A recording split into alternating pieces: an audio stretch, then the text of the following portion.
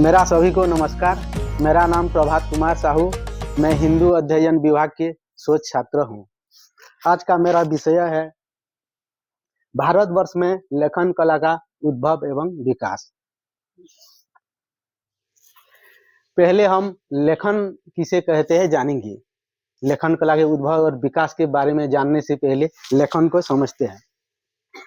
विचारों, सूचनाओं या आंकड़ों को लिखित रूप में प्रस्तुत करना। किसी भी हमारे मन में जो विचार या आंकड़ा या सूचना को लिखित रूप में किसी भी वस्तु में वो प्रस्तुत करना, इसी को लेखन कहते हैं।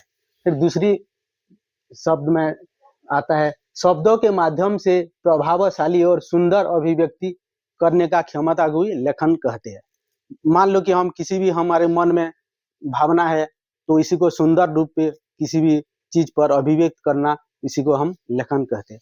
मोटा मोटी तौर से हम जानेंगे तो लेखन वही प्रक्रिया है, मनुष्य अपने विचारों को, भावनाओं को, अनुभवों को किसी भी वस्तु में प्रकट करना या अंकित करना या व्यक्त करना, इसी को लेखन कहते हैं। उदाहरण स्वरूप में जानेंगे तो पत्थर, धातु, कागज, ताड़पत्र, भोजपत्र इत्यादि। लेखन कला का उद्भव। हम लेखन कला के उद्भव के बारे में दो विचारधारा लिए हैं, एक पाश्चात्य विचारधारा और एक प्राच्य विचारधारा। पाश्चात्य विचारधारा को हम विदेशी विचारधारा कहते हैं और पाश्चात्य विचारधारा को भारतीय विचारधारा के रूप में हम मानते हैं। पहले हम जानेंगे पाश्चात्य विचारधारा या विदेशी विचारधारा। एक विदेशी महोदय है मैक्स मुलर महोदय। उन्होंने 327 ईस्वी पूर्व में भारत के लोग रुई से कागज बनाने की अवगत थे। उनका मानना है कि भारत के लोग रुई से कागज बनाने की उनके पास क्षमता थी, कला थी। उसके बाद एक बुलर महोदय है, उन्होंने कहा कि ब्राह्मी लिपि की उत्पत्ति के आधार पर लेखन कला का समय 1000 ईस्वी पूर्व उन्होंने स्वीकार किया था, बुलर महोदय ने। उसके बाद एक प्रसिद्ध विद्वान है, विदेशी विद्वान ह्वेनसांग। उन्होंने लेखन कला का प्रारंभ ब्रह्मा से मानते हैं और लेखन कला का विकास और प्रारंभ भारत में ही हुआ था, उनका मत है। और दूसरी मत में आता है बंडेल महोदय का। वह भी ब्राह्मी लिपि की उत्पत्ति से आधार पर 400 ईस्वी पूर्व उनका लेखन का मानते हैं। फिर हम उसके बाद जानेंगे प्राच्य विचारधारा या भारतीय विचारधारा। हमारे भारतीय विचारधारा क्या है कि हम भारतीय लोग ने किसी भी चीज को आध्यात्मिकता से जोड़ देते हैं। हमारे जो पूर्वजों थे या मानेंगे तो बहुत वैदिक काल से हो, किसी भी विचार को या तो दैवीय दुर्घटना मान लेते कि ये भगवान से कृपा से आया है या इसी किसी भी मान लेते हैं, तो आध्यात्मिकता रहा इसी की। एक अरबी इतिहासकार अल-बेरूनी ने लेखन के बारे में एक महत्वपूर्ण बात बताई थी कि भारतवासी ने लेखन कला को पराशर जो ऋषि थे उनसे पहले उन्होंने भूल चुके थे। बाद में उनका पुत्र वेदव्यास जी ने कलियुग के प्रारंभ में वो लेखन कला का शुरू किया, ऐसा उनका कहना है। और तब से लेखन कला का प्रचलन हुआ। हाँ, लेखन कला के उद्भव के बारे में हम कुछ स्रोतों के बारे में जानेंगे। पहले जानेंगे वैदिक स्रोत। पहले जानेंगे ऋग्वेद के बारे। ऋग्वेद में एक ऋचा आता है, सहस्र में ददतो अष्ट कन्या। इसका मतलब है कि ऋग्वेद में गाँव का वर्णन है। उसमें गाँव के कानों में लिखते थे कि 1, 2, 3 या ऐसे क्रम से वो लिखते थे। उसको बोलते हैं उनके भाषा में अष्टकन्या, सप्तकन्नी, पंचकन्नी, ऐसे उन्होंने बोलते थे। फिर उनका और भी ऋग्वेद में आता है स्वस्तिक कन्नी, पंचकन्नी इत्यादि शब्दों का भी उल्लेख मिलता है। उसके बाद यजुर्वेद में भी कुछ शब्द मिलता है खुरस और भ्राजस शब्द का। खुरस का अभिप्राय वो है कि लिखने वाले वस्तु, और भ्राजस का अभिप्राय है किसी चीज में वो जो लिखते हैं। तो अब आधुनिक युग में उनको जानेंगे तो पेन और कागज, पेन के सहारे हम कागज में लिखते थे। और छांदोग्य उपनिषद में उनके बारे में मिलता है, अक्षर शब्द का उल्लेख मिलता है, कहीं कहीं लिखा होता है कि अक्षर शब्द का प्रयोग हुआ है। उसके बाद जानेंगे हम नारद स्मृति में एक श्लोक आता है, ना करिष्यति यदि ब्रह्मा लिखितम चक्षुरुत्तमम तदे यमस्य लोकस्य ना भविष्यत शुभाम गति। वो नारद पुराण का एक श्लोक है। इसका अभिप्राय है कि ब्रह्मा लेखन के द्वारा उत्तम नेत्रों का यदि विकास नहीं करते तो मनुष्यों का शुभ गति तीनों लोक में प्राप्त नहीं होता। उन श्लोकों का अभिप्राय है। और एक श्लोक आता है नारद स्मृति में, लिखितम लिखिते नैव साक्षी मत साक्षी भी हरत साक्षीभ्यो लिखितम श्रेयो लिखिता न तु साक्षी न। उनका इस श्लोक का अर्थ है कि लिखित प्रमाण द्वारा लिखित होना चाहिए, लिखित द्वारा होना चाहिए लिखित प्रमाण का, और गवाहों का भी गवाहों द्वारा होना चाहिए, और गवाहों का अपेक्षा लिखित प्रमाण का महत्व ज्यादा होता है। हम जो बात बोलते हैं उसके अपेक्षा जो लिखते हैं उनका प्रमाण ज्यादा महत्वपूर्ण होता है। उसके बाद आता है पाणिनीय शिक्षा में एक श्लोक आता है, गीति शीघ्री शिरः कंपी तथा लिखित पाठक अनर्थज्ञो अल्प कंठ सरेते पाठकादमा। ये पाठक के 6 दोष के बारे में उस श्लोक में बताए गए हैं। उसके बाद हम जानेंगे साहित्यिक स्रोत में गरुड़ पुराण में एक श्लोक आता है, मेधावी वाक्पटु प्राज्ञ सत्यवादी जितेंद्रिय सर्वशास्त्र समालोकी साधु स लेखक। इसमें जो उत्तम लेखक का गुण बताया गया है, जो विद्वान वाक्पटु सत्यनिष्ठा इंद्रिय संयमी शास्त्रज्ञ है वो श्रेष्ठ लेख कहा गया है।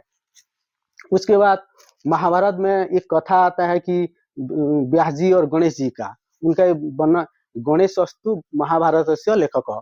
जब महाभारत लेखन शुरू किए थे जो वेद व्यास जी ने गणेश जी को चुने थे, और उनका एक शर्त था कि आप मैं बोलते जाऊंगा आप लिखते ही जाएंगे। गणेश जी बोला कि मैं रुकूंगा नहीं। ऐसा उस श्लोक वहां मिलता है महाभारत में एक कथन।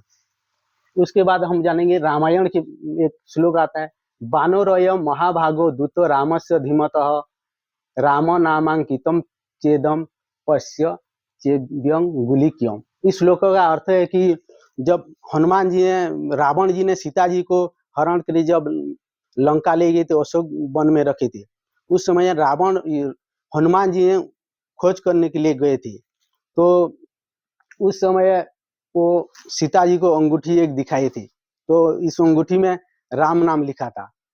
तो उस पता चलता है कि उस टाइम भी लेखन कला का प्रचलन था। उसके बाद जानेंगे अभिज्ञान शकुंतलम तृतीय अंक में एक शकुंतला और उनके सखी प्रियंवदा का एक कथा आता है, फला चिंतितम मया गीत वस्तु न सन्निहितानि पुनर्लेख साधनानि। तो प्रियंवदा कहते ननु एतस्मिन सुकोदर सुकुमारे नलिनी पत्रे पत्र छेद मतया नखेर भी क्षिप्तम वर्णम कुरु।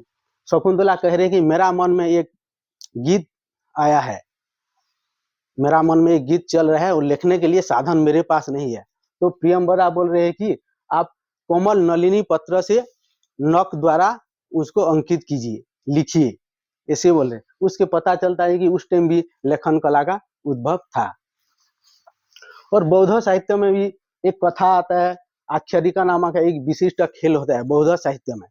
जो बौद्धकालीन समाज में जो बौद्ध भिक्षु थे वो 2 भागों में बंट जाते थे, दोनों से, और दोनों साइड से वो खेल शुरू होता है। एक साइड के वो जो बौद्ध भिक्षु बोलते थे कि वहाँ खड़े होकर कुछ ऐसे अंकित करते थे, चित्र हाथ में ऐसे ऐसे करते थे, और दूसरे साइड के जो बौद्ध भिक्षु है उसको समझकर कि वो क्या बोला है उनके वो बोलते थे। तो उस आख्याय का उस खेल का नाम है। और विनय पिटक में भी ये लिखा है, लिखित का चोर का उल्लेख मिलता है। मतलब उसका कि बौद्ध भिक्षु ने पैसा लेकर वो लिखते थे दूसरे के लिए, तो विनय पिटक में लिखित का चोर का भी उल्लेख मिलता है, और भी गणना पोथक आदि शब्द का भी उल्लेख मिलता है। उसके बाद हम जानेंगे लेखन कला का विकास। भारतवर्ष में लेखन कला का विकास 4000 साल पहले शुरू हुआ था। एक मत है जी पहले, कब से वो पता नहीं चला, तो 4000 से पहले से अनुमानित से वो मत है। फिर जिसका शुरुआत वेदों से लेखन से हुई, पहले तो वेदों से लेखन से वो शुरू, उनका सटीक मत अभी तक मिला नहीं, एक अनुमानिक एक मत है। उसके बाद जानेंगे जो लेखन कला का विकास हुआ धर्म ग्रंथों के माध्यम से और इतिहास के माध्यम से, जैसे वेद हुआ, वेद के बाद ब्राह्मण ग्रंथ, उपनिषद, उनके बाद जो रामायण महाभारत, ये सब लौकिक ग्रंथ का प्रचलन हुआ। वो जो लेखन कला है वो एक लंबी प्रक्रिया है, एक रातों रात नहीं हो गया, वो धीरे धीरे 1 वर्ष के बाद, 2 वर्ष के बाद, 3 वर्ष के बाद, 4 वर्ष के बाद, ऐसे 1000 साल उनको लग गया विकास होने के लिए। हम विकास के जो है ऐतिहासिक क्रम के बारे में पहले जाने, कैसे वो शुरू हुआ था। पहले ऐतिहासिक क्रम में हम जानेंगे चित्रों से शुरुआत हुआ। पहले मनुष्यों ने घटनाओं और विचारों को चित्रों के रूप में व्यक्त करना शुरू किया। इनका उपयोग मुख्यतः गुफाओं के दीवारों में करते थे। जो आदि मानव थे पहले वो गुफाओं में रहते थे और कुछ ना कुछ चित्र अंकित करते थे, जैसे कि शिकार के दृश्य, जानवरों के चित्र, सूरज, पेट आदि। फिर उसके बाद वो जो चित्र था वो प्रतीकात्मक लेखन में बदल गया। मान लो कि धीरे धीरे वो एक चित्र को दर्शाने लगा, जैसे कि सूरज का चित्र वहां अंकित कर देते थे, सूरज का, वो समझ जाते कि वो दिन है या गर्मी है। उसके बाद नदी, पानी का लहर वो अंकित कर देते, समझ जाते कि यह नदी का चिन्ह है। ऐसे सूर्य का प्रकाश ऐसे चलता रहा।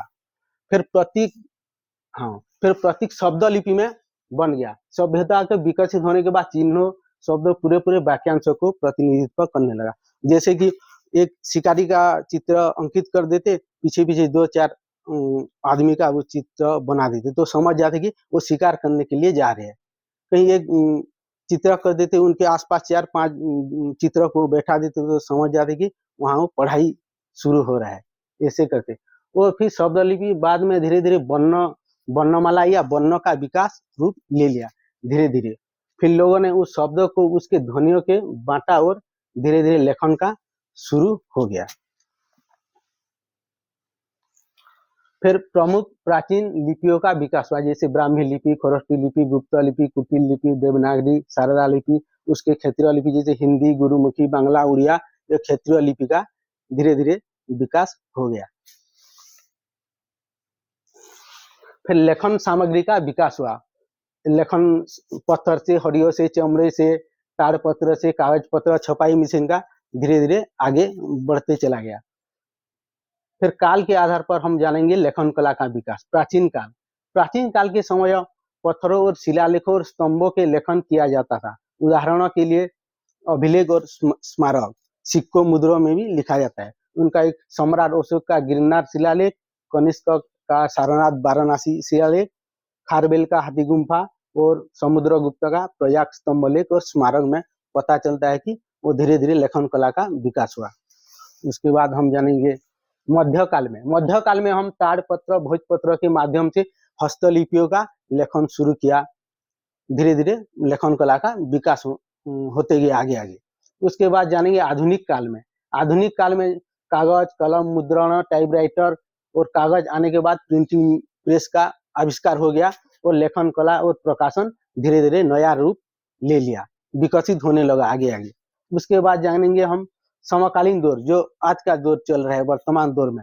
उसमें डिजिटल माध्यम से ब्लॉग, सोशल मीडिया के लेखन शुरू हो गया। उदाहरण के लिए फेसबुक, व्हाट्सएप, इंस्टाग्राम अभी जो चल रहा है उसे हम लिख कर भेजते हैं। वैसे विकास धीरे धीरे आगे चलता गया। और निष्कर्ष, लेखन कला एक विकास लंबी प्रक्रिया है। वो धीरे धीरे आगे बढ़ते गया, एक साथ नहीं हो गया, 1 दिन 2 दिन में नहीं हो गया। वो धीरे धीरे बहुत पहले से शुरू होकर आज तक वो प्रचलन में आ रहे हैं, नया नया रूप ले रहे हैं। इस प्रकार भारतीय लेखन कला इतिहास, निरंतर प्रगति, विविधता और सांस्कृतिक समृद्धि का द्योतक है और वो ज्ञान का, परंपरा, समाज का विकास का उनका योगदान महत्वपूर्ण रहा है। धन्यवाद।